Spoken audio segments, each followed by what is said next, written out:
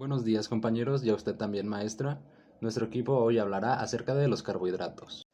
Nosotros somos el equipo de Bioburritos y estamos conformados por Laura Rocío Rodríguez Blas, Luis Eduardo Palomares Valadez, Jimena Vázquez Sánchez, Iván Said Palomar Armas y por último Marijose Toledo de la Torre.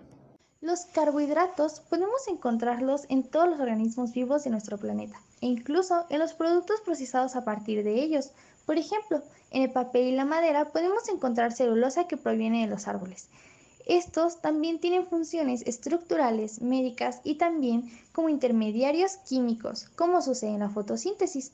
Incluso también podemos hallarlos en los ácidos nucleicos. La palabra carbohidrato surgió ya que en un inicio, al obtener la glucosa como primer carbohidrato puro, se creía que su fórmula correspondía a un hidrato de carbono, es decir, carbono con moléculas de agua, y no como lo es realmente, carbonos con oxígenos e hidrógenos adheridos.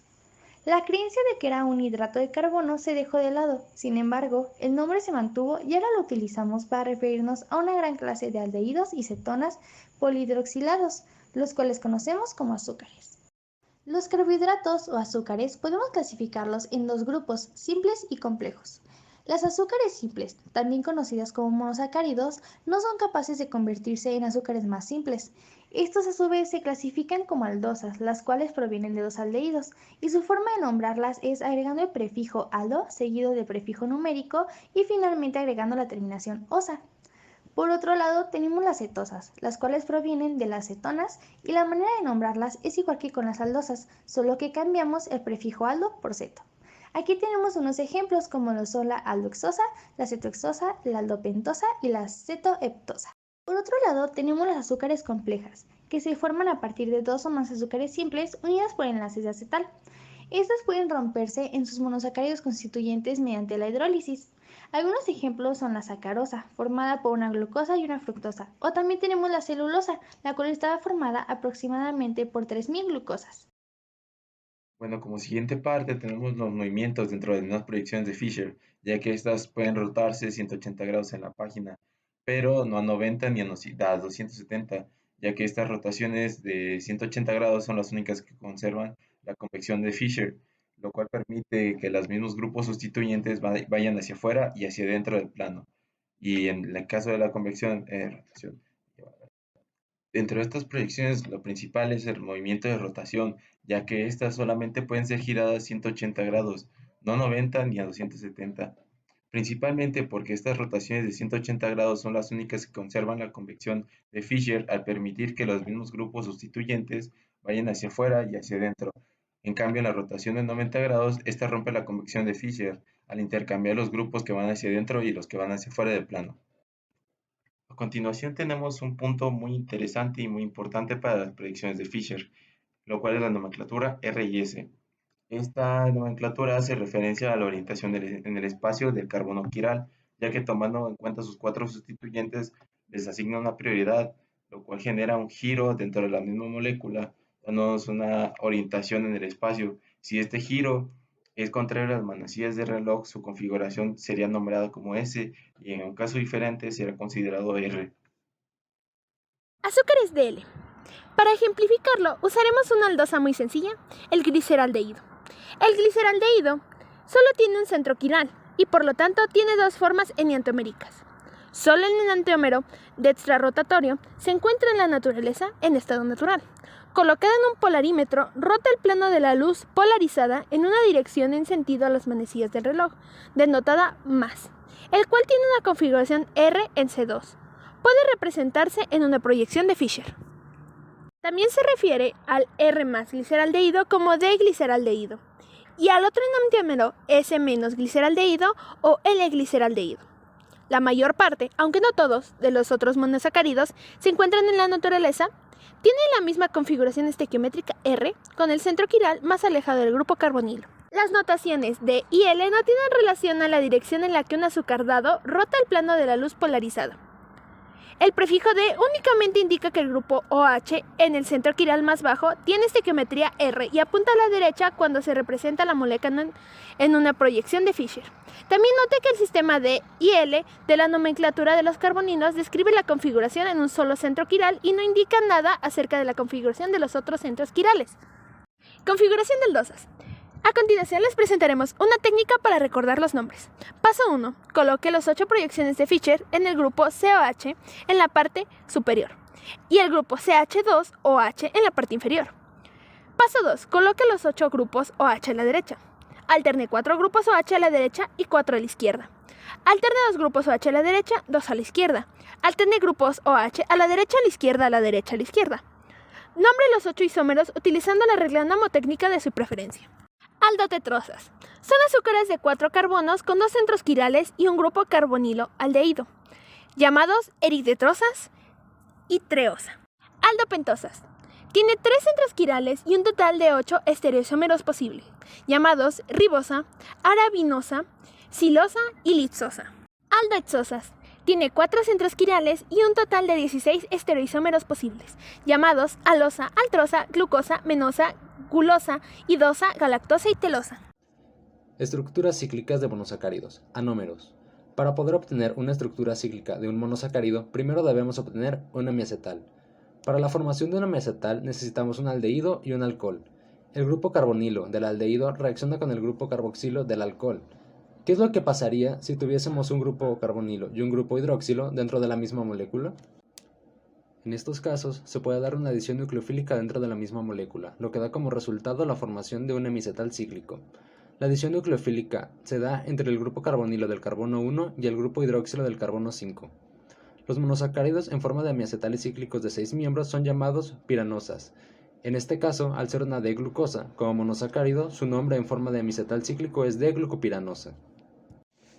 Al ciclarse un monosacárido en su forma piranosa, se producen 2 diasterómeros llamados anómeros. El átomo de carbono con el antiguo grupo carbonilo se convierte en un centro quiral llamado centro anomérico. Los 2 anómeros formados es un anómero cis, conocido como anómero alfa, y un anómero trans, conocido como anómero beta. Algunos monosacáridos también existen en una forma de hemiacetal cíclico de 5 miembros llamado furanosa. Un ejemplo de esto es la fructosa, en la cual, si la adición del OH se hace en el carbono 5 al grupo carbonilo, obtendremos la fructofuranosa.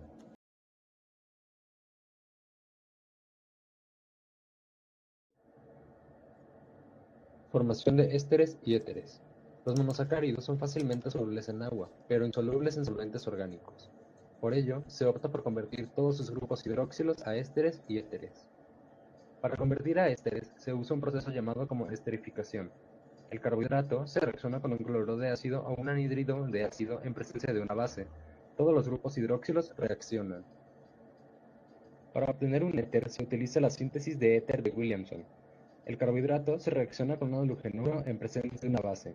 Se utiliza normalmente óxido de plata como base para obtener éteres. Un ejemplo en la formación de ésteres es la B-D-glucopiranosa, la cual se convierte en su pentaacetato cuando se trata con un anhídrido acético en disolución de piridicina. Como podemos ver, todos sus grupos OH fueron sustituidos.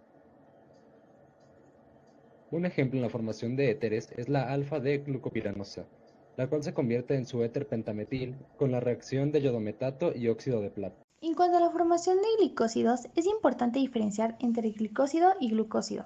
Un glicósido se refiere a cualquier azúcar. Por otro lado, un glucósido se refiere específicamente a un azúcar formada a partir de la glucosa. Sabiendo esto, la formación de glicósidos se da mediante tratamiento de hemiacetal con un grupo hidroxilo y un catalizador ácido, formando así un acetal, el cual el grupo hidroxilo anomérico es reemplazado por un hidrógeno unido al resto de la cadena.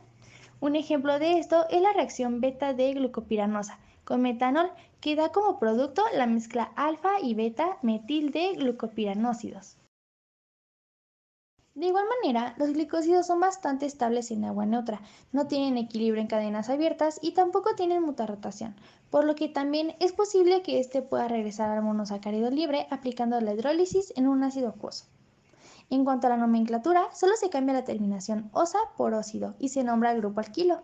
La síntesis de glicósidos puede ser bastante difícil debido a la gran cantidad de grupos hidroxilos presentes, por lo que hay reacciones que facilitan bastante este proceso. Una de ellas es la reacción de Koenigsegg, en la que primero se forma un grupo piranosilo y después ocurre una sustitución nucleofílica tipo SN2 con el ion bromuro, Posteriormente, una reacción espontánea parecida a la SN1 es la que surge y por último se da una reacción interna en la que el grupo éster en el segundo carbono forma un ion oxonio. Y también el enlace carbono-oxígeno se forma tanto en la parte superior como inferior. Esta reacción produce un beta-glicósido. Formación biológica de ésteres, fosforilación. El propósito de la fosforilación es activar el grupo H anomérico del azúcar y hacerlo un grupo saliente mejor en una reacción de sustitución nucleofílica por una proteína o un lípido. A partir de la reacción del lípido o de la proteína con un disfosfato de glicosil nucleósido formado por una fosforilación inicial de un monosacárido con ATP para dar el fosfato de glucosilo. Después el fosfato de glucósilo reacciona, por lo general, con trifosfato de uridina para dar un difosfato de glicosil-uridina. Ahora, como siguiente parte dentro de las reacciones de los monosacáridos, tenemos la reducción de monosacáridos. Esta es el tratamiento de una aldosa o una acetosa con NaBH, que sería el borhidruro de sodio, el cual reduce a un polialcohol llamado altiol. Esta reducción ocurre por la reacción de la forma de cadena abierta presente en el equilibrio de aldehído cetona hemicetal, aunque esta solamente está presente en una pequeña cantidad de la forma de cadena abierta, ya que en cualquier momento dado esta cantidad pequeña se reduce, se produce más por la apertura de la forma piranosa y esta cantidad se reduce y así sucesivamente hasta que la muestra completa haya experimentado la reacción. Oxidación de monosacáridos. Al igual que los aldehídos, las aldosas se oxidan fácilmente produciendo el ácido aldónico. Todas las aldosas son azúcares reductores debido a que cuentan con la presencia de un grupo aldehído. Como el siguiente ejemplo, la reducción ocurre debido a que la fructosa se isomeriza fácilmente a una aldosa en disolución básica por una serie de desplazamientos tautoméricos cetoenólicos. Sin embargo, los glucosídicos no son reductores debido a que el grupo acetal no se hidroliza a un aldehído bajo en condiciones básicas. Proceso de oxidación de monosacáridos. Ácido dicarboxílico si se utiliza un agente oxidante más fuerte como el ácido nítrico diluido y en estado caliente. Una aldosa se oxida a un ácido dicarboxílico llamado ácido aldónico. Ácido úrico finalmente si solo se oxida el extremo CH2OH de la aldosa sin infectar al grupo COH aldehído. El producto es un ácido monocarboxílico llamado ácido urónico. La reacción se debe realizar enzimáticamente, no se conoce como un reactivo químico que pueda lograr esta oxidación de manera satisfactoria. Alargamiento de cadena síntesis de Kiliani y Fischer. Uno de los métodos más importantes utilizados es el método de Kiliani y Fischer, lo cual resulta en el alargamiento de la cadena de una aldosa en un átomo de carbono. El descubrimiento de este método inició en 1886, de que las aldosas reaccionan con cianuro de hidrógeno para formar cianohidrinas. Un ejemplo es una mejora moderna en la reducción de nitrilo sobre la reducción del paladio, lo que produce una producción de imina intermediaria que se hidroliza a un aldehído.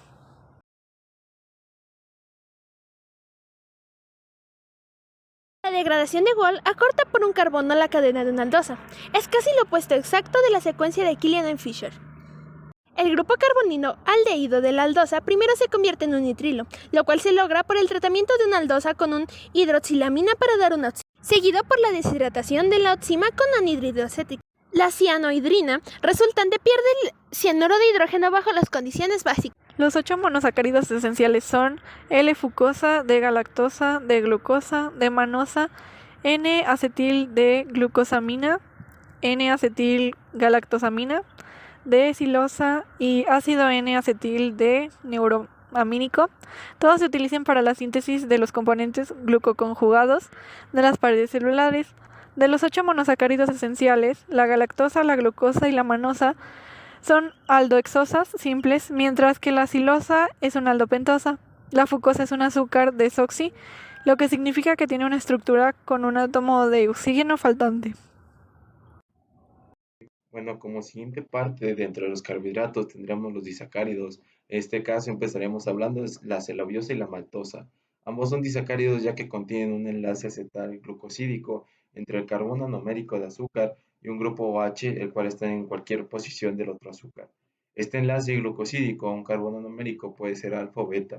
Para el caso de la maltosa, este es un disacárido obtenido con la hidrólisis del almidón. Consiste de 2 unidades de alfa de glucopiranosa unidas por un enlace 1,4 alfa-glucósido. Para la celobiosa, este es un disacárido obtenido por la hidrólisis parcial de la celulosa, el cual consiste en dos unidades de beta de glucopiranosa unidas por un enlace 1,4 beta-glucosídico. Estos son azúcares reductores debido a que los carbonos anoméricos de las unidades de la glucopiranosa en el lado derecho tienen un grupo hemicetal y están en equilibrio con las formas del aldehído. Otro disacárido importante es la lactosa, el cual es un disacárido que se encuentra de forma natural en el leche humana y de las vacas. Al igual que la celobiosa y la maltosa, la lactosa es un azúcar reductor. Esta exhibe muterrotación y es un glicosídico con un enlace 1,4,8. Sin embargo, a diferencia de la celobiosa y la maltosa, la lactosa contiene dos monosacáridos diferentes, la D-glucosa y la D-galactosa, unidos por un enlace beta-glicosídico entre el carbono 1 de la galactosa y el carbono 4 de la glucosa. Otro disacárido que tenemos en nuestro día a día, mejor conocido como la sal de mesa, es la sacarosa. Este es un disacárido producido por la hidrólisis equivalente de la fructosa. Este, a diferencia de otros disacáridos, no es un azúcar reductor y no experimenta muterrotación. Estas observaciones implican que la sacarosa no es un hemicetal y que la glucosa y la fructosa deben ser glicósidos, lo cual solo puede suceder si los dos azúcares están unidos por un enlace glicósido entre los carbonos anoméricos de ambos azúcares, siendo el carbono 1 de la glucosa y el carbono 2 de la fructosa. Polisacáridos y su síntesis. Los polisacáridos son carbohidratos complejos en los que decenas, cientos o aún miles de azúcares simples están unidos entre sí a través de enlaces glucosídicos. Celulosa. La celulosa consiste en varios miles de unidades de glucosa unidas por enlaces glucosídicos iguales a los de la celobiosa. Diferentes moléculas de celulosa interactúan para formar una gran estructura agregada sostenidas entre sí por puentes de hidrógeno. Almidón y glucógeno. Las papas, el maíz y los granos de cereal contienen grandes cantidades de almidón, un polímero de la glucosa en el que las unidades de un monosacárido están unidos por enlaces glucosídicos, al igual que la maltosa. Síntesis de polisacáridos. Los polisacáridos con numerosos grupos OH de reactividad similar son tan complejos estructuralmente que su síntesis en el laboratorio ha sido un problema particularmente difícil. Sin embargo, se han diseñado recientemente varios métodos que han simplificado enormemente el problema. En cuanto a otros carbohidratos importantes, también podemos encontrar las azúcares desoxi, las cuales se caracterizan por tener un oxígeno faltante y en las que el grupo OH, o también conocido como hidroxilo, es reemplazado por un hidrógeno. El azúcar más común de este tipo es la 2-desoxirribosa, la cual encontramos en los ácidos nucleicos. Aquí podemos observar cómo el hidrógeno rojo reemplaza al grupo hidroxilo de la ribosa común. Otro carbohidrato importante son los azúcares amino, en las cuales el grupo OH o hidroxilo es reemplazado por un grupo amino.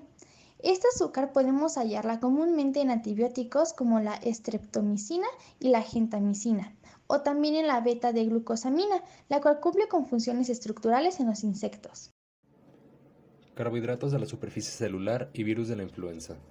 Los carbohidratos, además de ser materiales estructurales y fuentes de energía, tienen varias funciones bioquímicas. Uno de estos carbohidratos son los glicoconjugados, que ayudan a las células a distinguirse unas de las otras, esto mediante los enlaces glucosídicos que unen a las estructuras de polisacáridos con los grupos OH o los grupos NH2, los cuales sirven como marcadores bioquímicos en las superficies de las células. Un ejemplo de la diferenciación dada por los glicoconjugados es la que se observa entre la gripe aviar y la gripe porcina. La gripe aviar cuenta con una superficie viral cubierta por hemaglutina de tipo 5 y por neuramidasa de tipo 1, por ello recibe el nombre de H5N1. Mientras tanto, la gripe porcina cuenta con una superficie viral cubierta por hemaglutina de tipo 1 y por neuramidasa de tipo 1, por ello recibe el nombre de H1N1. La infección por estos virus se produce cuando una partícula viral se une a la parte de ácido siálico de una glicoproteína receptora en una célula objetivo, y luego es absorbida por el resto de la célula.